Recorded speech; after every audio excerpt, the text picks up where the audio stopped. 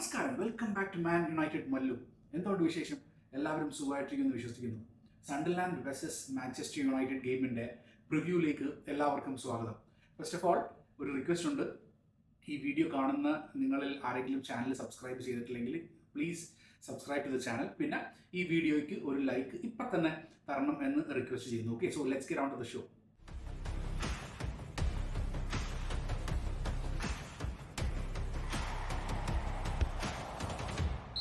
കഴിഞ്ഞ 3 ഗെയിം അടുപ്പിച്ച് വിജയിച്ച് മാഞ്ചസ്റ്റർ യുണൈറ്റഡ് ചാമ്പ്യൻസ് ലീഗ് അങ്ങനെ സെക്യൂർ ചെയ്തിരിക്കുകയാണ്. കറൻ്റ്ലി നമ്മൾ 3rd പൊസിഷനിൽ അത്യാവശ്യം കംഫർട്ടബിൾ ആയിട്ട് തന്നെ നിൽക്കുന്ന അവസ്ഥയിലാണ് ഉള്ളത്. അപ്പോൾ ഈ ഒരു സാഹചര്യത്തിൽ ഈ ഗെയിം നമുക്ക് എടുത്ത് പറയാനായിട്ട് അത്ര പ്രസക്തി ഇല്ല എങ്കിൽ പോലും നമുക്ക് വിജയം ഇനി അങ്ങോട്ടുള്ള കളികളിലെന്ന് പറഞ്ഞാൽ കണ്ടിന്യൂസ് വിജയം കിട്ടിക്കഴിഞ്ഞാൽ അത് നമ്മുടെ ടീമിനെ എന്തുമാത്രം മൊറാൽ ബൂസ്റ്റ് ചെയ്യാനായിട്ട് സഹായിക്കും എന്നുള്ളത് സംശയമില്ലാത്തൊരു കാര്യമാണ്. കാരണം നമ്മളൊരു സീസൺ എൻഡ് ചെയ്യുമ്പോൾ ഒരു ഹൈയിൽ തന്നെ എൻഡ് ചെയ്യാൻ വേണ്ടിയിട്ടായിരിക്കും ശ്രമിക്കുന്നത്. ക്യാരിക്കിന് ബാക്കിയുള്ള 3 ഗെയിംസ് വിജയിക്കാനായിട്ട് പറ്റുവാണെങ്കിൽ അതെന്ന് പറഞ്ഞാൽ ക്യാരിക്കിന് അത് ഭയങ്കര രീതിയിൽ ഹെൽപ്പ് ചെയ്യും. ആ ഒരു ഹെഡ് കോച്ച് പോസ്റ്റ് വേക്കൻ്റ് ആയിട്ടുള്ളത് കൺഫേം ചെയ്യിപ്പിക്കാനായിട്ടാണെന്ന് എനിക്ക് തോന്നുന്നത്. കാരണം വെച്ച് കഴിഞ്ഞാൽ ക്യാരിക്ക് ഫസ്റ്റ് വരുന്ന സമയത്ത് ക്യാരിക്കിന് മുമ്പിലുണ്ടായിരുന്ന ലക്ഷ്യം അല്ലെങ്കിൽ മാനേജ്മെൻറ്റ് കൊടുത്തിരുന്ന ദൗത്യം എന്ന് പറയുന്നത് ടീമിനെ ചാമ്പ്യൻസ് ലീഗിൽ എത്തിക്കുക എന്നുള്ളതാണ്. അപ്പോൾ ഒരു നോർമൽ തട്ടിമുട്ടിയും ഒരു 4-മോ 5-മോ ഒരു പൊസിഷനിൽ തട്ടിമുട്ടിയും ടീമിനെ കയറ്റിയ അവസ്ഥയല്ല. നല്ല രീതിയിൽ അത് പണിയെടുത്ത് ടീമിനെ കളിപ്പിച്ച് ഒരുവിധം എന്താ പറയുക, നമ്മൾ 3rd പൊസിഷൻ എന്ന് പറഞ്ഞാൽ അത് ആധിപത്യത്തോടുകൂടി തന്നെയാണ് നമ്മൾ ആ 3rd പൊസിഷനിൽ നിൽക്കുന്നത്. അപ്പോൾ ബാക്കിയുള്ള ഗെയിംസും ജയിച്ചിട്ട് കഴിഞ്ഞാൽ ക്യാരിക്കിന് വളരെ പ്രൗഢിയോടുകൂടി മാനേജ്മെൻറ്റ് മുമ്പിൽ പോയി നിന്നിട്ട് പറയാം, നിങ്ങൾ ഏൽപ്പിച്ച ദൗത്യം ഞാൻ നല്ല രീതിയിൽ ചെയ്തിട്ടുണ്ട്, ഇനി നിങ്ങളുടെ ഭാഗത്തു നിന്നുള്ള കാര്യങ്ങളാണ്. That is like it is your decision to give me the head coach role or not. അപ്പം അങ്ങനത്തത് കൊടുക്കാനായിട്ട് ഏറ്റവും ബെസ്റ്റ് ആയിട്ടുള്ളൊരു അവസരമാണ് ഈ അടുപ്പിച്ചിട്ടുള്ള 3 കളികൾ ഇനി ജയിക്കുക എന്നുള്ളത്. സോ എനിക്ക് തോന്നുന്നു പറഞ്ഞാൽ നമുക്ക് ഉറപ്പായിട്ടും വിജയം കിട്ടും എന്നുള്ള ഒരു നിഗമനമാണ് എനിക്കുള്ളത്.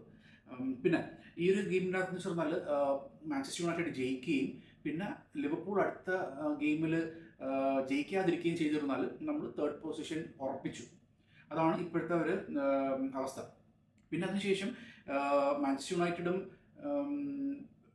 സണ്ടർലാൻഡായിട്ടുള്ള കാര്യം നോക്കി കഴിഞ്ഞാൽ കഴിഞ്ഞ 4 ഗെയിംസിൽ കോൺസിക്യൂട്ടീവായിട്ട് മാഞ്ചസ്റ്റർ യുണൈറ്റഡ് ആണ് വിൻ ചെയ്തിരിക്കുന്നത്. പിന്നെ അവരുടെ സ്റ്റേഡിയത്തിൽ, that is stadium of light, അവിടെ കഴിഞ്ഞ 15 ഗെയിംസിൻ്റെ അകത്ത് ഒരു കളി മാത്രമേ നമ്മൾ തോറ്റിട്ടുള്ളൂ. അതും എന്താ പറയുക, ബാക്കി 10 വിജയങ്ങളും 4 സമനിലയും നേടിയിട്ടാണ് നമ്മൾ നിൽക്കുന്നത്. ഈ സീസൺ തുടങ്ങിയ സമയത്ത് നമുക്കറിയാം സണ്ടർലാൻഡ് എന്ന് പറഞ്ഞാൽ ടോപ്പ് 4ൻ്റെ അകത്തൊക്കെ നിന്ന പെർഫോമൻസും കാര്യങ്ങളൊക്കെ കാഴ്ചവെച്ചുകൊണ്ടിരുന്നത്. അപ്പം അതും കുറച്ച് ഇത് മാത്രമല്ല, കുറച്ച് അത്യാവശ്യം ടൈം ടോപ്പ് 6ൽ ഉണ്ടായിരുന്നു.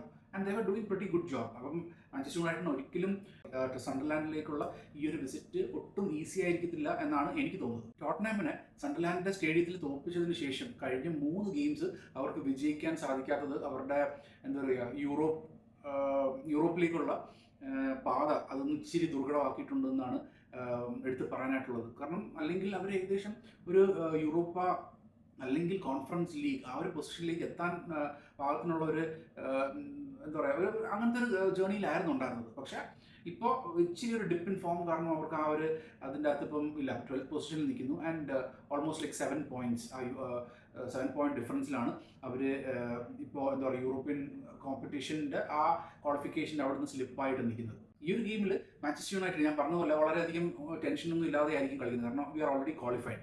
അപ്പോൾ എൻ്റെ ഒരു അഭിപ്രായത്തിൽ we should try to give youngsters chance. Shea ലേസിനെ പോലെയൊക്കെയുള്ള പ്ലെയേഴ്സിന് അവർക്കൊക്കെ ഒരു അവസരം കൊടുക്കാനായിട്ട് ശ്രമിക്കുമെന്നാണ് എനിക്ക് തോന്നുന്നത്. ക്യാരിക്ക് മേ ബി ഒരു സെക്കൻഡ് ഹാഫിൽ ഒരു 20 മിനിറ്റ്സ് ഒക്കെ കളിക്കാനായിട്ട് ഉള്ള ഇത് കൊടുക്കും. എനിക്ക് തോന്നുന്നു ക്യാരിക്കിൻ്റെ അണ്ടറിൽ നമ്മൾ ഈ യങ്സ്റ്റേഴ്സ് പ്രത്യേകിച്ച് ഈ അക്കാഡമിയിൽ നിന്നൊക്കെ ഉള്ള പയ്യന്മാർക്കൊക്കെ ഇപ്പോൾ ലാസ്റ്റൊക്കെ ചാൻസ് കൊടുക്കുന്നതായിട്ട് നമ്മൾ അധികം കണ്ടിട്ടില്ല. അപ്പം എനിക്ക് തോന്നുന്നു ഇത് ഒരു സുവർണാവസരമാണ്. ബാക്കിയുള്ള കളികളിലൊക്കെ അവർക്കും ടെൻഷനില്ലാതെ കളിക്കാനായിട്ട് പറ്റും. അപ്പം അത് ഒരു ബിഗ് ഓപ്പർച്യൂണിറ്റി ആയിരിക്കും യങ്സ്റ്റേഴ്സ് അങ്ങനത്തെ ചാൻസ് കിട്ടിക്കഴിഞ്ഞാൽ പ്രൂവ് ചെയ്യാൻ വേണ്ടിയിട്ട്. പിന്നെ അത് അങ്ങനെ ചെയ്ത് കഴിഞ്ഞാൽ അടുത്ത സീസണിലേക്കുള്ള പ്രീ സീസണിലേക്കൊക്കെ അത്യാവശ്യം അവർക്ക് ടീമുമായിട്ട് നിൽക്കാനും പിന്നെ എന്താ പറയുക ടീമുമായിട്ട് ട്രാവൽ ചെയ്യാനും പിന്നെ അടുത്ത സീസണിൽ നമ്മുടെ റിസർവ്സിൻ്റെ അകത്ത് മെയിൻ ടീമിൻ്റെ അകത്ത് തന്നെ റിസർവ്സിൻ്റെ അകത്ത് തന്നെ അവർക്ക് ഒരു സ്ഥാനം ഉറപ്പിക്കാനൊക്കെ ആയിട്ട് ഇത് ഹെൽപ്പ് ചെയ്യും. ഈ ഒരു ഗെയിമിൽ എടുത്തു പറയേണ്ട മറ്റു കാര്യം എന്ന് പറഞ്ഞാൽ ലിസാൻഡ്രോ മാർട്ടിനസ് പരിക്ക് ഭേദപ്പെട്ട് തിരിച്ചു വരുന്നു എന്നുള്ളതാണ്. അപ്പോൾ ആ ഒരു സാഹചര്യത്തിൽ എയ്ഡൻ ഹെവൻ പുറത്തിരിക്കാനായിട്ടുള്ളൊരു ചാൻസാണ് ഉള്ളത്. പക്ഷേ എൻ്റെ ഒരു അഭിപ്രായത്തിൽ എയ്ഡൻ ഹെവൻ തന്നെ ഈ ഒരു ഗെയിം കളിക്കണം എന്നുള്ളതാണ്. അപ്പോൾ എന്താ പറയുക, കാരണം he is doing pretty good. അപ്പം ആ ഒരു കോൺഫിഡൻസും എല്ലാം കാരണം അത് ടീമിനെ ഹെൽപ്പ് ചെയ്യും. പിന്നെ അതുമല്ല ആ ഒരു യങ്സ്റ്ററിന് കഴിഞ്ഞ കുറേ നാൾ പുറത്തിരുന്ന ഇതാണ്. അപ്പം ലിസാൻഡ്രോ മാർട്ടിനസിൻ്റെയൊക്കെ പരിക്ക് കാരണമാണ് എയ്ഡൻ ഹെവൻ വന്നത്. അതിന് മുമ്പ് അമറുബിൻ അണ്ടറിൽ കളിക്കുന്നുണ്ടായിരുന്നു. പിന്നെ കാരിക്കൻ അണ്ടറിലാണ് ഈ ഒരു ഗ്യാപ്പ് വന്നത്. അപ്പോൾ എൻ്റെ ഒരു അഭിപ്രായത്തിൽ ലിസാൻഡ്രോ മാർട്ടിനസിനെ വീണ്ടും നമ്മുടെ ടീമിൽ ഇതായിട്ട് കൊണ്ടുവരണ്ട. അപ്പോൾ ഉടനെ തന്നെ പരിക്ക് മാറിയോടുകൂടി അങ്ങനെ കൊണ്ടുവരണ്ട എന്നുള്ളതാണ്. അതിന് പകരം ഡെഫിനറ്റ്ലി എയ്ഡൻ ഹെവൻ ആ ഒരു ഗെയിം കളിക്കാനായിട്ട് സാധിക്കുവാണെങ്കിൽ അത് പ്ലെയറിൻ്റെ ഒരു എന്താ പറയുക മൊറാൽ ബൂസ്റ്റ് ചെയ്യുമെന്നാണ് എനിക്ക് തോന്നുന്നത്. പിന്നെ സെസ്കോ ഈ ഒരു ഗെയിമിൻ്റെ അകത്ത് ഡൗട്ടാണ്. കഴിഞ്ഞ ഗെയിമിൽ നമ്മൾ കണ്ടു ഫസ്റ്റ് ഹാഫിൽ സെസ്കോ നാഷിൻ്റെ അവിടെ സംഭവിച്ച ആ ഒരു പരിക്ക്, അതായത് പ്ലെയറുമായിട്ട് തള്ളി പുറത്ത് പോയ സമയത്ത് അവിടെ ആ ബോർഡിൽ ചെന്ന് ഇടിച്ചിട്ട് വന്നിട്ടുള്ള ചെറിയൊരു പരിക്ക് ഉണ്ട്. അപ്പം സെസ്കോ മിക്കവാറും ഈ ഒരു ഗെയിമിൽ ഉണ്ടാവില്ല എന്നുള്ളതാണ്. അപ്പോൾ നമ്മുടെ ഫ്രണ്ട് കളിക്കാൻ വേണ്ടിയിട്ട് കുന്നിയും അമ്മാദും എംബൂമോവും തന്നെ ആയിരിക്കും ഉണ്ടാവുക.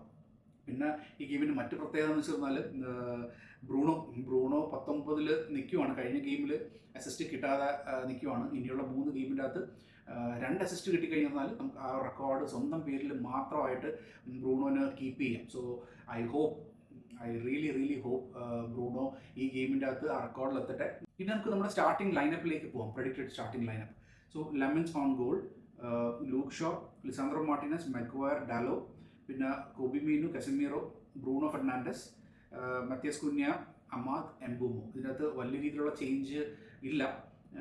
മാർട്ടിനസ് തിരിച്ചു വരുന്നതല്ലാതെ ബാക്കി, പിന്നെ സെസ്കോ ഇല്ല പറഞ്ഞതുപോലെ. അപ്പോൾ ഇതായിരിക്കും ഒരു പ്രെഡിക്റ്റഡ് സ്റ്റാർട്ടിംഗ് ലൈനപ്പ് എന്നാണ് എനിക്ക് തോന്നുന്നത്. സോ നിങ്ങളുടെ അഭിപ്രായം എന്താണ്? അല്ലെങ്കിൽ വോട്ട് യു തിങ്ക്? ഇതിൻ്റെ അകത്ത് എന്തെങ്കിലും ചേഞ്ച് വരുന്നുണ്ടോ? Please put that in the comment section. Okay, so പിന്നെ മാച്ച് പ്രഡിക്ഷനിലേക്ക് പോവാം.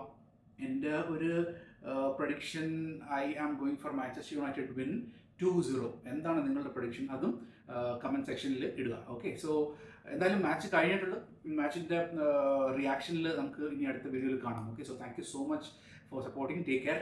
ബൈ.